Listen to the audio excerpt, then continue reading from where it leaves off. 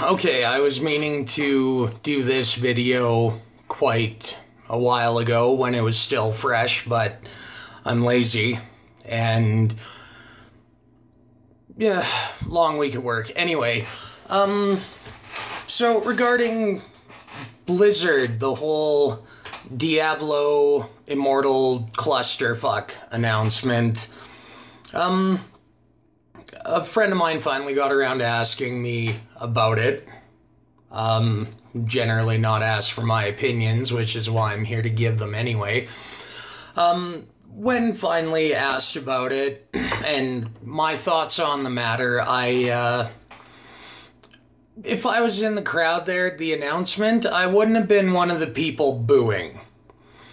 After putting some thought into it, I kind of see where Blizzard's coming from.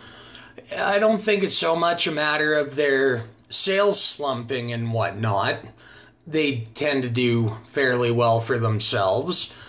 I think it has more to do with demographic and that generation that, you know, my generation, because I'm getting pretty up there.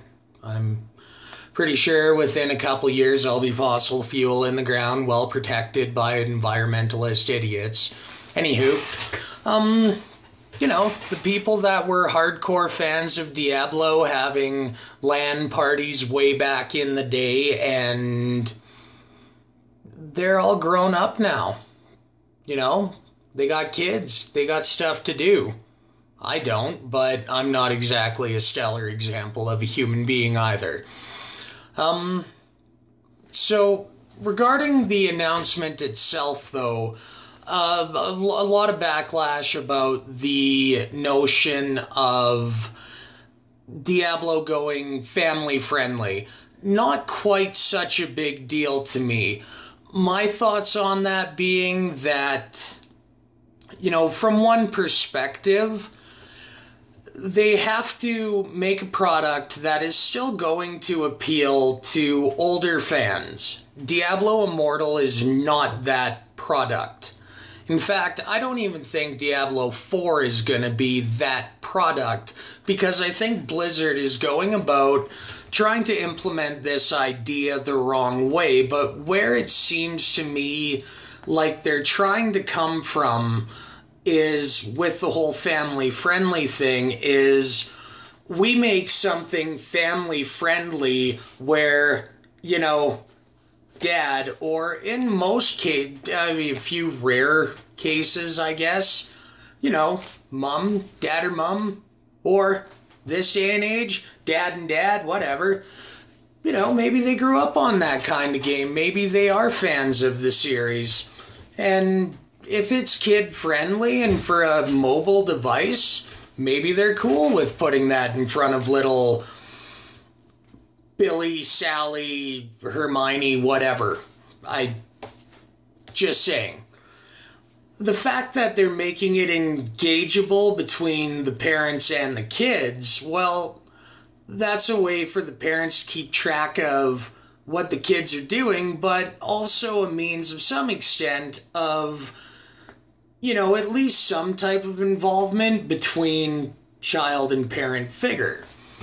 So I don't think they're off base there. I mean, trying to put out a product that's going to appeal to, you know, two different demographics. I think at this point it needs to happen. I think they're going about it all wrong. They should keep their top developers working on the main Diablo stuff, because it's not little Billy with a, you know, cell phone who is gonna put any type of money into the game.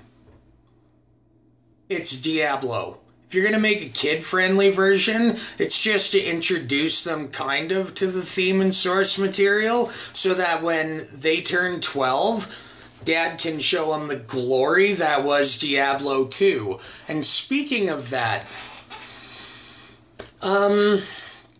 Blizzard, I get it, World of Warcraft was huge and you guys made a lot of money off that, but you kind of botched Diablo 3. and you seem to have kind of lost your touch. Although, could you guys maybe give us a really badass remake of Diablo 2, but not do that thing that, you know, Activision's gonna try to get you to do where they litter it with microtransactions and blah, blah, blah, blah, blah. Cut that crap out. In fact, most people like me, if you put it in a nice box and a total experience, start to finish, on any number of discs required, hell, give me a flash stick with the game data that I have to install and a fancy case for it, I'm happy. Put some loot in there. I'm the guy that goes out and tries to get the collector sets. So I'll part with good money for a good bundle of goods.